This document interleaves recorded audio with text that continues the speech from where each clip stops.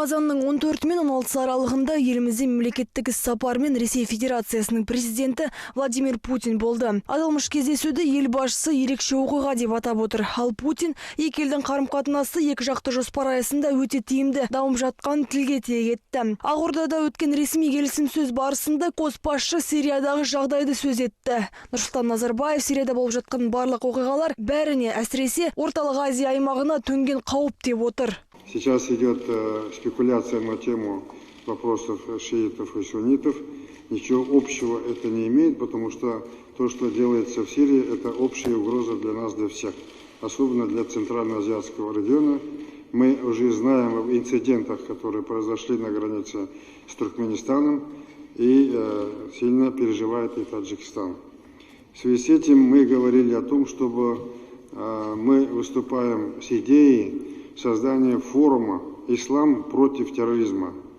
Если нас поддержат, это будет правильным направлением работы для правильного понимания того, что мы делаем. Өз кезегінде Ресей президенті Владимир Путин баспасөз жиында маңызды мәселе бойынша тікелей диалогтан бас тартатын ақш Ресейдің Сириядағы халықаралық терроризммен күреске қатысты іс-қимылын қалайша сынайтын аса түсінбейтінін мәлімдеді. Сондай-ақ ақшпен диалог орнатуға үмітті екенін айтып отыр.